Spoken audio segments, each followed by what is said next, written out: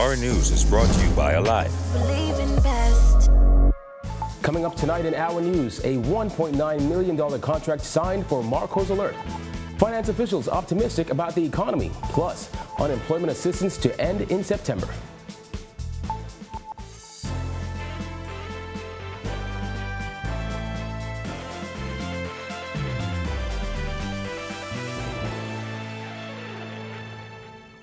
Welcome to Our News, and thank you for joining us. I'm Kyle Joachim. Government officials have signed a $1.9 million contract for the Marco Alert system, which was named in honor of 11-year-old Marco Archer, who disappeared and was killed nearly 10 years ago. Jared Higgs has a story. He actually would have been 21. Tancia Humes admits that today's signing brings back difficult memories. This right now just puts you right back to that place. It's been almost a decade since the disappearance and murder of her brother, 11-year-old Marco Archer, shocked the nation. Today, officials signed a contract bearing his name, the Marco Alert, a system of broadcasting emergency messages countrywide. It completes our Marco's Alert promises to the people of this nation. Government signed a $1.9 million contract with Multimedia Technologies Limited for the system, which will allow the company to send messages to mobile users on BTC and Alive cellular networks. The messages won't be limited to child abductions and will include weather and other police alerts. 2 years ago, government signed another contract with the same company for $2.7 million for 4 billboards that broadcast messages in high visibility areas. The company's CEO, Ralph Walker, defended the system from criticism that it is no different than NEMA sending out message alerts like it did last week. If the minister wanted to send an alert in this immediate area, if I was connected to the platform, I would draw what is a geofence, right? So I'll draw a circle just around this area on something similar to Google Maps, and I'd say, look, send the alerts in this area. Back in 2011, when Archer disappeared, his family complained that police didn't move fast enough when trying to find him. While in opposition, Dr. Bernard Nottage promised an alert system in Archer's name. Dame said the media played a big part in keeping government accountable to the promise. Archer's family expressed gratitude. I could smile and we can be grateful, to see that something good came out of it. Reporting for Our News, I am Jared Higgs. Well, despite massive borrowing and a widening deficit due to Hurricane Dorian and the COVID-19 pandemic, Ministry of Finance officials insisted today that the country is well on its way to economic recovery. Here's Jasmine Brown. Those officials expressed optimism about the Bahamas' ability to get out of an economic slump. However, they also admitted that we're not quite out of the woods yet. The economy is expected to grow by 4.2% over the next fiscal year, but the fiscal deficit is projected to come in at around $1 billion, as revenue intake is expected to remain sluggish and expenditure is being ramped up. Yes, it is reason for caution and concern, but it isn't reason for alarm. It would be reason for alarm if these were structural and long-term. So going into the next year and the year after that, the deficits will come down. The Prime Minister tabled a resolution in the House of Assembly on Wednesday revealing his administration's plan to borrow $871.6 million in the 2021-2022 fiscal year. In all, the government projects to take in $1.8 billion in proceeds from borrowing in the coming fiscal year. The minister's administration has repeatedly cited its response to Hurricane Dorian and the COVID-19 pandemic as catalysts for the climbing debt. Because you have an extraordinary crisis, it has required our government and other governments to have to run up a significant deficit in order to be able to meet the social services requirements and keep the economy going through a severe crisis. Yes, it has meant that for the this current fiscal year, which ends July, and the current one, there is a substantial ramp up in the deficits. The way that is sustained, though, is through a plan. State Minister for Finance Kwesi Thompson explained that the plan consists of many factors, including a successful vaccination program.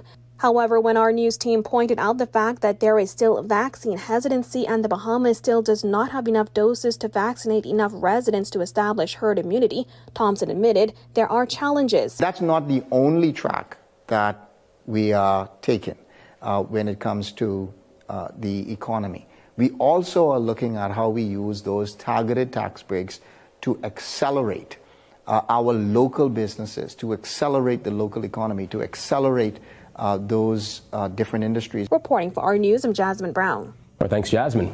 The government's unemployment assistance program will end in September, according to Minister of State for Finance Kwesi Thompson, who said the focus will shift to encouraging private sector employment in the upcoming budget. It really was designed to be maybe a 3 or 4 month measure, but unfortunately, as a result, the pandemic kept going. It is still continuing, and we've had to extend it well over 12 months. We've had to extend it. We anticipate that up until September, that we will continue those existing unemployment benefits. The Unemployment Assistance Program provides additional support for individuals who have already received the legal limit of 13 weeks of the unemployment benefit from the National Insurance Board. Acting Financial Secretary Marlon Johnson says the intention is for workers still unemployed by September to receive assistance from the Department of Social Services. Social services have seen a bump up in their budget because as persons, if come September, those persons still are still unemployed. The plan is to transition them off to a social services program. And so the social services would have got a bump up of around $20 million specifically, so that will allow persons who leave that unemployment program after September the social services who will still require some support to enter into that program.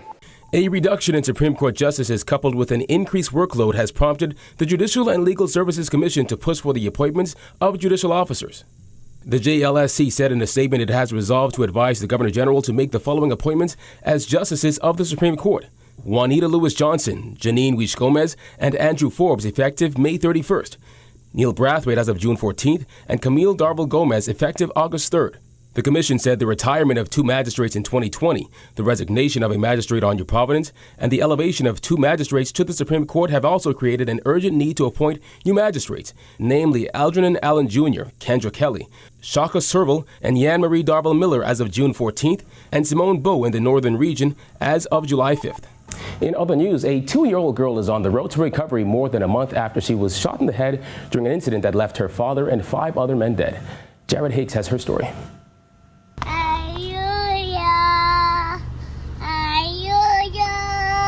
Family members marvel in the background as 2-year-old Delaney Smith sings with joy.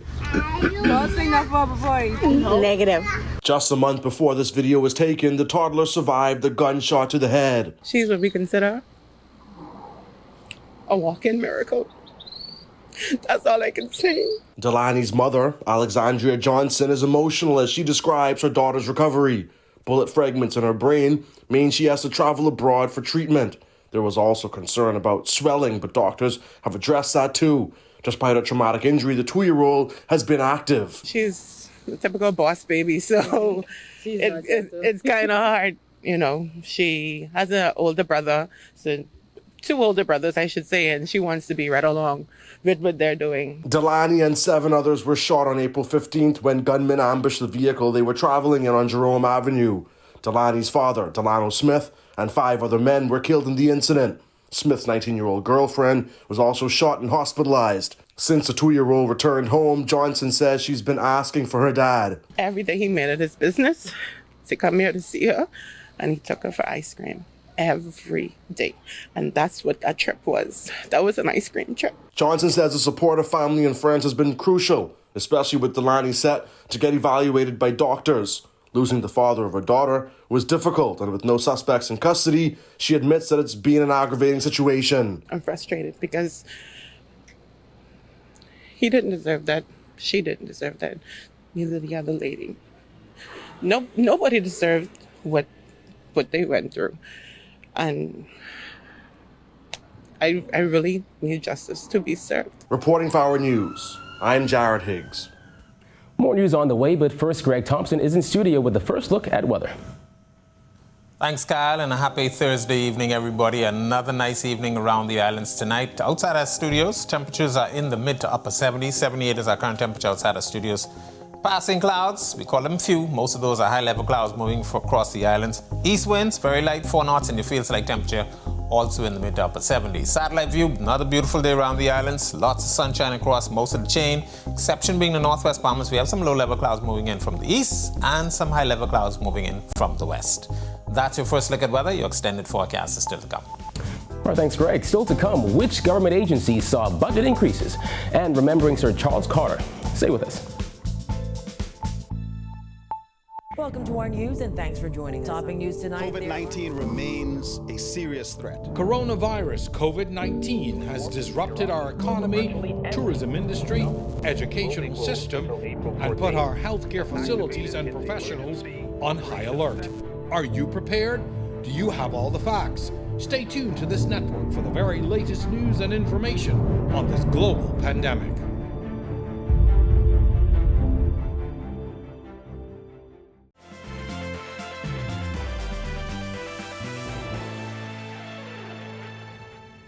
"49 government ministries and departments received increases in the new budget as recurrent expenditure jumped by $270 million to an estimated $2.83 billion. Berthany McDermott has the breakdown. Nearly every government agency saw an increase, but topping the list is the Ministry of Public Services and National Insurance, which saw a $42.8 million increase, going from $263 million to $306 million. The Ministry of Tourism and Aviation will see its budget allocation increase by $34.5 million to over $140 million. There's $37 million of expenses that are associated with running that health visa. But what you don't see is the revenue associated with that, which is included in the Ministry of Finance. So there's $40 million coming in from the health visa, $37 million going out for the cost of that health visa. And then you'll see that there are substantial increases for aviation. So there's a lot of financial support the Treasury has to provide to Bahamas Air, Nassau Flight Services, Airport Authority. The IGLA estimates that by year's end, some $70 million will be needed to subsidize Bahamas Air. All aviation-related authorities are going to need additional funding because they are so reliant on passengers. So if you don't get the passengers who pay fees, then their costs are generally the same, but their revenue is significantly impacted. Also seeing an increase is the Department of Social Services, which will get an additional $21.1 million, while the Ministry of National Security's budget will increase by $4.7 million to $12 million. When pressed on how money from this budget will be distributed in his ministry, Minister responsible Marvin Dame said the money will go to agencies like the Royal Bahamas Police Force, Defense Force, and the Department of Corrections. If you don't have a safe and secure environment, then you're going to have challenges in growing your economy. So this is very, very important for us. Reporting for Our News, I'm Berthany McDermott. It was a somber time of reflection as PLP leaders shared fond memories of the late Sir Charles Carter during a memorial held in his honor at party headquarters today. Jillian Gray reports. There was singing and celebration at the memorial of the late Sir Edward Charles Carter as family and friends gathered to pay tribute to the former veteran journalist and parliamentarian's life and legacy. Good night, good night. There's a mansion in heaven. Sir Charles was elected to the House of Assembly in 1982 under the Pinling administration and was for more than 10 years a noted radio announcer and talk show host. Former Prime Minister Perry Christie described Sir Charles as a people's person who made politics fun. He had this incredible relationship with those people who were his campaign workers. They were part of his family. And Lady Muriel knows that they would be in our house just as much as her children. He brought something special to those people, but I want to leave this with the young aspirants. Charles Carter distinguished himself for his honesty. He brought integrity with him, and he left it and carried it with him. He was that kind of person. At the end of his political career, the former MP opened radio station Island FM 102.9, whose main objective was to promote and uplift Bahamian artists. Christie added that Sir Charles was one of the greatest cultural contributors in the country. I don't know how Charles Carter, Augusta Street Charles Carter, could ever be compensated by this country for the work he has done. A defender of every Bahamian who continued the rich legacy of the Bahamas is how PLP leader Philip Davis described the former cabinet minister. He was a principal driver in the cultural revolution of the Bahamas. But for all his earthly accomplishments, I submit to his family, friends, and all those who knew and loved him, that the meaning of life dwells within the intangible and incorruptible attributes. Time spent together. Carter is survived by his wife, 2 sons, and several grandchildren. Reporting for our News, I'm Jillian Gray.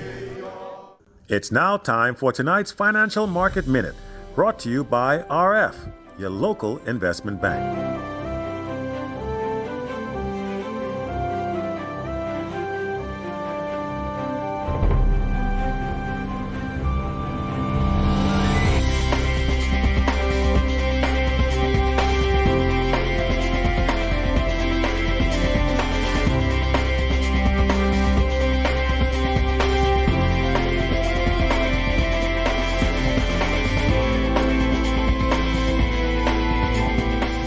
This has been your Financial Market Minute. To explore the best performing mutual funds in the Bahamas, visit our website at www.rfgroup.com. Still to come, Alive continues its investment in education. Plus, the NBA playoffs resume with DeAndre Ayton and King James tonight. Stay tuned. Welcome to our news and thanks for joining us. Topping news tonight. COVID-19 remains a serious threat. Coronavirus COVID-19 has disrupted our economy, tourism industry, educational system, and put our healthcare facilities and professionals on high alert.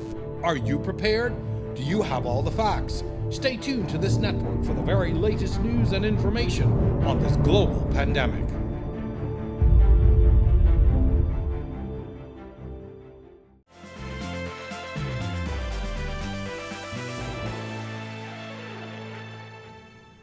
Telecom's company Alive continuing to invest in education by donating $7,500 to the Bahamas Technical and Vocational Institute.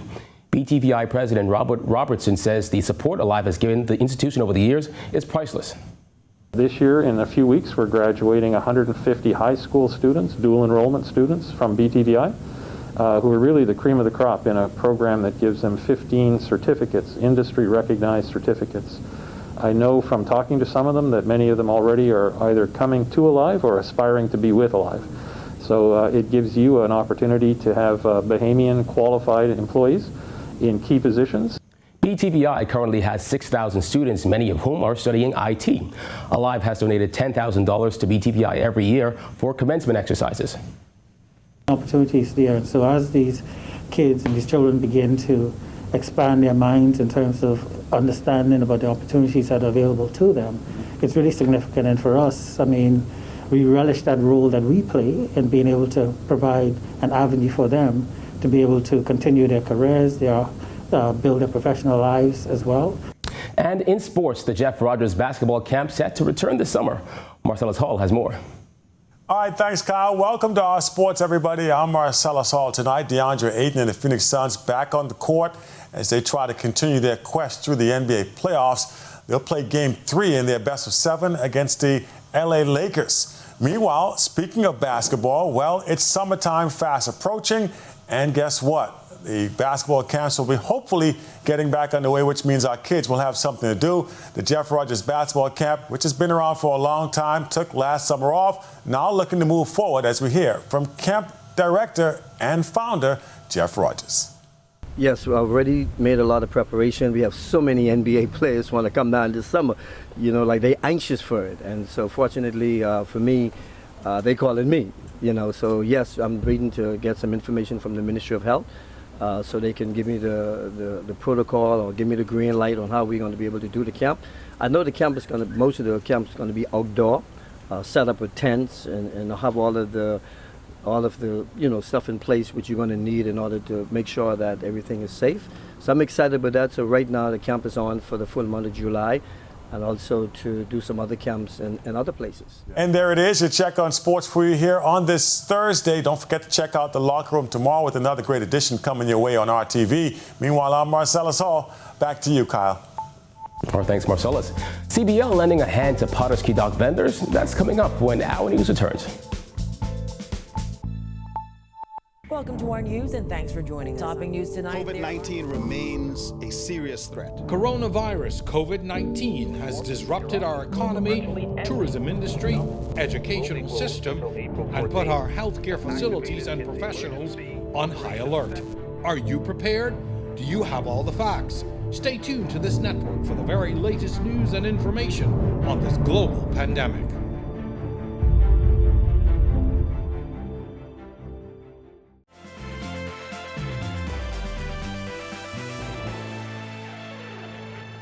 It's almost the weekend, and Greg is back in the Weather Center with your extended weather forecast. Thanks again, Kyle. In our second look at weather, we take a look at our satellite view around the region. High pressure remains in charge of the weather, generating some very nice sunny skies. The winds are falling off, so good beaching and boating conditions expected for the next couple of days and into the weekend before we see some return in moisture by early next week, so we could see some showers by then. Your boating forecast for the northwest and central Bahamas tonight through tomorrow. Your winds will be out of the east to southeast, 10 to 15 knots. Falling light and variable at times, seas running 2 to 4 feet over the ocean. While in the southeast Bahamas, your winds would be northeast to east at 15 knots, seas running 3 to 5. High tide will be at 9:37 tonight. Here's a look now at your national forecast.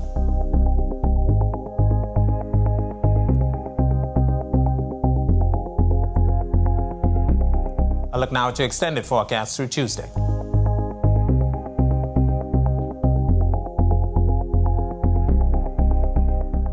That's a look at our weather. Have a great night, everybody. Kyle? More than a month after their stalls on Potter's Key Dock were destroyed by fire, 8 vendors got some much-needed assistance from Commonwealth Brewery Limited today. The company donating $16,000 to assist with getting business owners back on their feet, with each receiving $2,000. We can anticipate that operating a business requires significant overhead and inventory. So, we have made a further commitment that once they are ready to reopen, we will provide them with a collective total of $5,000 in products to assist them with getting their business off the ground and generating revenue. Well, vendors expressed gratitude to CBL for its assistance. On behalf of the Potter's Key Dock vendors, we appreciate you so much. Thank you. And God bless. Yes, we really thank Brian's House for coming in a great way to assist us.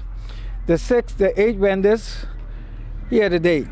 And I'm truly glad that Brian's House is on board with us and we on board with Brian's House.